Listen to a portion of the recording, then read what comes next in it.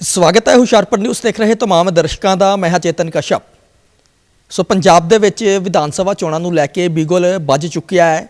ਜੇਕਰ ਸ਼੍ਰੋਮਣੀ ਅਕਾਲੀ ਦਲ, ਬਹੁਜਨ ਸਮਾਜ ਪਾਰਟੀ ਅਤੇ ਆਮ ਆਦਮੀ ਪਾਰਟੀ ਦੀ ਗੱਲ ਕਰੀਏ ਤਾਂ ਇਹਨਾਂ ਰਾਜਨੀਤਿਕ ਪਾਰਟੀਆਂ ਵੱਲੋਂ ਆਪਣੇ ਉਮੀਦਵਾਰਾਂ ਦਾ ਐਲਾਨ ਕਰ ਦਿੱਤਾ ਗਿਆ ਹੈ ਤੇ ਕਾਂਗਰਸ ਤੇ ਭਾਜਪਾ ਜੇ ਬਾਕੀ ਹੈ। ਫਿਲਹਾਲ ਦੇਖਣਾ ਹੋਵੇਗਾ ਕਿ ਕਦੋਂ ਤੱਕ ਉਹ ਆਪਣੇ ਉਮੀਦਵਾਰਾਂ ਦਾ ਐਲਾਨ ਕਰਦੀ ਹੈ। ਇਸ ਵਕਤ ਮੇਰੇ ਨਾਲ ਗੱਲਬਾਤ ਕਰਨ ਲਈ ਹੁਸ਼ਿਆਰਪੁਰ ਤੋਂ ਸ਼੍ਰੋਮਣੀ ਅਕਾਲੀ ਦਲ ਅਤੇ बहुजन समाज पार्टी के सांझे उम्मीदवार वरिंदर सिंह परहार मौजूद ने।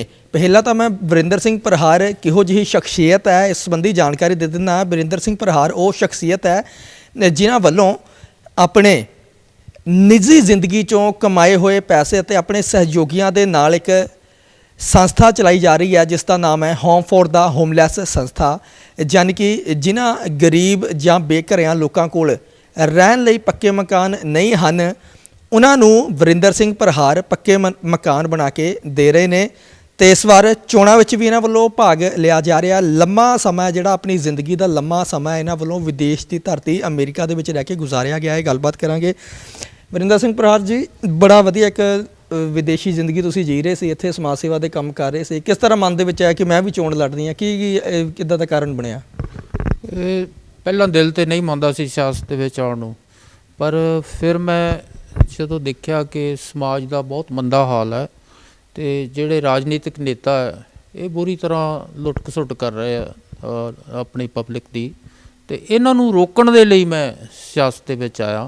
मैं चोण इस लई लड़ रहा कि मैं इत्थों जो जनता की लुट खसुट हो रही है उन्होंने रोक सका, नहीं तो इसी तरह ये सिस्टम जिहड़ा करप्ट हैगा, करप्शन के आधार पर जो चलिया होया वो चलता ही रहेगा। मैं इन्हों रोक सका। मैं चोण इसलिए लड़ रहा कि मैं हुशियारपुर दे विचों गुंडागर्दी खत्म कर सका। मैं चोण इसलिए लड़ रहा कि मैं हुशियारपुर हल्के दे विचों नशाखोरी जिहड़ी कि वड्डी पद्धर ते सरकारी शह ते चल रही है, प्रशासन की मदद नाल चल रही है, इनू रोक सका। मैं चोण इसलिए लड़ रहा कि जिहड़े सरकारी स्कूल है उन्हां दा जो जान बुझ के मंदा हाल कीता होया तां कि प्राइवेट स्कूलों नूं फायदा पहुँचाया जा सके, उहनूं सरकारी स्कूलों नूं प्राइवेट स्कूलों नालों भी वधिया बना सका। मैं चोण इसलिए लड़ रहा हाँ कि जिहड़े सरकारी हस्पताल है जिन्हां दा कि जान बुझ के प्रशासन वालों बेहद मंदा हाल किया, उन्हां दे विच जिहड़े टैसटिंग सेंटर है, जिहड़े स्कैनिंग सेंटर है वो जान बुझ के बंद किए हुए ताकि सरकारी प्राइवेट हॉस्पिटल है जिहड़े सरकारी सिविल हस्पताल दे नाल आस पास उन्हां नूं फायदा पहुँचाया जा सके ते उहनूं मैं रोक सका ते जनता की लुट खसुट ना हो सके। हस्पतालों दे विच, सरकारी दफ्तरां दे विच, पुलिस थाणियां दे विच जो बेइज्जती हो रही है, जो रिश्वतखोरी चल रही है, उस नूं मैं रोक सका। ये सारा कुछ रोकण दे लई मैं सियासत दे विच आया ते सियासत चोण मैदान दे विच आया ते मैं दूजे उम्मीदवारां दा भी स्वागत करदा जिहड़े चोण मैदान दे विच आओ जिहड़े आए होए हन। ते मैं वोटरां नूं ये अपील करदा कि जदों भी कोई उम्मीदवार तुहाडे कोल आवे, वोट मंगण दा हर एक नूं अधिकार है, तुसीं उहनूं ये पुछना कि तुसीं चोण क्यों लड़ रहे हो, कि तुसीं वध पैसा कमाउण लई लड़ रहे हो, तुसीं पहला मंत्री रहे हो 10 साल, तुसीं 15 साल 25 साल तो इत्थे दो ही बंदे चलते आ रहे हैं, कि उन्होंने इनफ पैसा नहीं कमा लिया, सिर्फ पैसा कमाउण दे मोटिव नाल ही आए सी, पैसा कमाउण दे मकसद नाल ही वो चोण लड़ रहे ना। हुण कि दोबारा उन्हां कोल कोई घाट है कि दोबारा फिर चोण मैदान च आ गए कि होर पैसा बनाउणा, नहीं होर अमीर बनना, जे उन्हें पैसा ही कमाउणा तो बिजनेस करन, कोई विदेशों च जाण।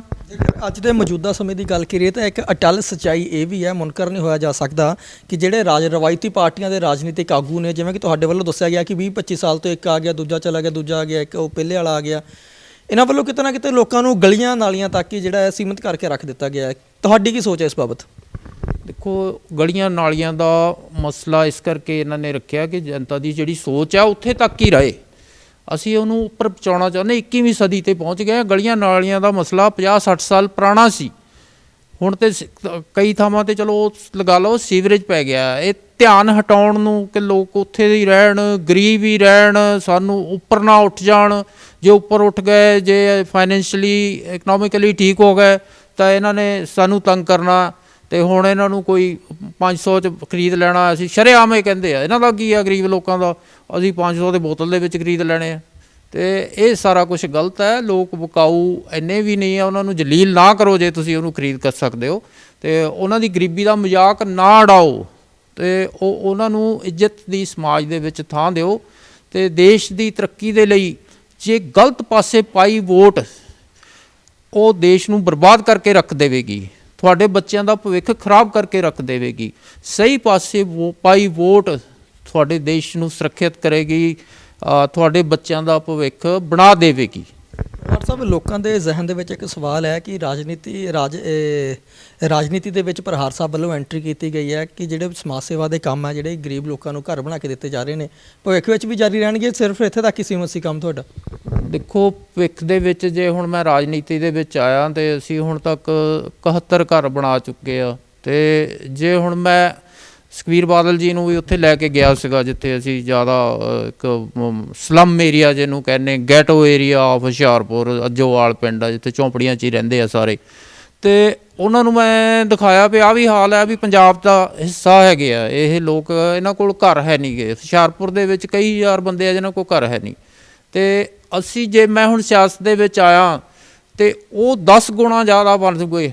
ਤੇ ਸੁਖਬੀਰ ਬਾਦਲ ਜੀ ਨੇ ਵੀ ਮੈਨੂੰ ਵਿਸ਼ਵਾਸਨ ਦਿੱਤਾ ਕਿ ਜਿਹੜਾ ਤੁਸੀਂ ਪ੍ਰੋਜੈਕਟ ਕਰ ਰਹੇ ਹੋ ਹੋਮ ਫॉर ਦੀ ਹੋਮਲੈਸ, ਇਹਨੂੰ ਜੇ ਅਸੀਂ ਸਰਕਾਰ ਆਉਂਦੇ ਇਹਨੂੰ ਵੱਡੀ ਪੱਧਰ 'ਤੇ ਫੰਡਿੰਗ ਹੋਏਗੀ ਔਰ ਕਈ ਹਜ਼ਾਰ ਗਰੀਬ ਜਿੰਨੇ ਇੱਥੇ ਬੇਘਰੇ ਹਨ ਤੁਹਾਡੇ ਹੁਸ਼ਿਆਰਪੁਰ ਦੇ ਵਿੱਚ, ਉਹਨਾਂ ਦੇ ਵੀ ਘਰ ਬਣੂਗੇ। ਔਰ ਉਹਨਾਂ ਨੇ ਪਾਲਿਸੀ ਚੇਂਜ ਕੀਤੀ ਕਿ ਅਸੀਂ ਪੂਰੇ ਪੰਜਾਬ ਦੇ ਵਿੱਚ ਕੁਝ ਲੱਖ ਜਿਹੜਾ ਬੇਘਰ ਆ ਉਹਨਾਂ ਨੂੰ ਘਰ ਬਣਾ ਕੇ ਦਿਆਂਗੇ।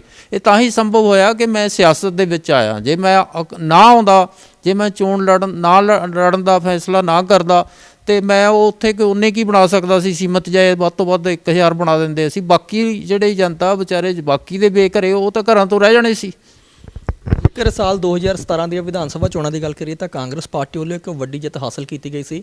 ਹੁਸ਼ਿਆਰਪੁਰ ਤੋਂ ਵਿਧਾਇਕ ਨੇ, ਸਾਬਕਾ ਮੰਤਰੀ ਨੇ ਸੁੰਦਰ ਸ਼ਾਮ ਅਰੋੜਾ, ਲਗਾਤਾਰ 10 ਸਾਲ ਤੱਕ ਰਾਜ ਭਾਗ ਸਾਂਭਿਆ ਹੁਸ਼ਿਆਰਪੁਰ ਦਾ। ਕੀ ਮੰਨਦੇ ਹੋ, ਕਿੰਨਾ ਕੁ ਵਿਕਾਸ ਹੁਸ਼ਿਆਰਪੁਰ ਦੇ ਵਿੱਚ ਹੋਇਆ ਜਾਂ ਨਹੀਂ ਹੋਇਆ? ਕੀ ਕੁਝ ਹੋਣਾ ਚਾਹੀਦਾ ਸੀ? ਦੇਖੋ, ਅਰੋੜਾ ਸਾਹਿਬ ਦੇ ਸ਼ਾਸਨ ਦੌਰਾਨ ਪਿਛਲੇ 5 ਸਾਲ ਤੋਂ ਉਹ ਮੰਤਰੀ ਵੀ ਰਹੇ ਆ, ਪਹਿਲਾਂ MLA ਵੀ ਰਹੇ ਆ, ਉਹਨਾਂ ਨੇ ਆਪਣਾ ਹੀ ਵਿਕਾਸ ਕੀਤਾ। ਉਹਨਾਂ ਨੇ ਆਪਣੀ ਪ੍ਰਾਪਰਟੀ ਸੈਂਕੜੇ ਹਜ਼ਾਰਾਂ ਗੁਣਾ ਵਧਾ ਲਈ ਆ। ਮੈਨੂੰ ਪਤਾ ਲੱਗਾ ਕਿ ਉਹ ਜਦੋਂ ਸਿਆਸਤ 'ਚ ਨਹੀਂ ਸੀ ਤਾਂ ਉਹ ਇੱਕ ਸਕੂਟਰ 'ਤੇ ਪੁਰਾਣੇ ਸਕੂਟਰ 'ਤੇ ਹੀ ਫਿਰਦੇ ਹੁੰਦੇ ਸੀ। ਹੁਣ ਤੁਸੀਂ ਅਰੋੜਾ ਸਾਹਿਬ ਦੇ ਘਰ ਜਾ ਕੇ ਦੇਖ ਲਓ, 2 ਕਰੋੜ ਦੀਆਂ ਤਾਂ ਗੱਡੀਆਂ ਹੀ ਖੜੀਆਂ, 20 ਕਰੋੜ ਦੀ ਕੋਠੀ ਬਣਾ ਲਈ ਆ ਉਹਨੇ। ਉਹ ਕਿੱਥੋਂ ਆਈ ਆ?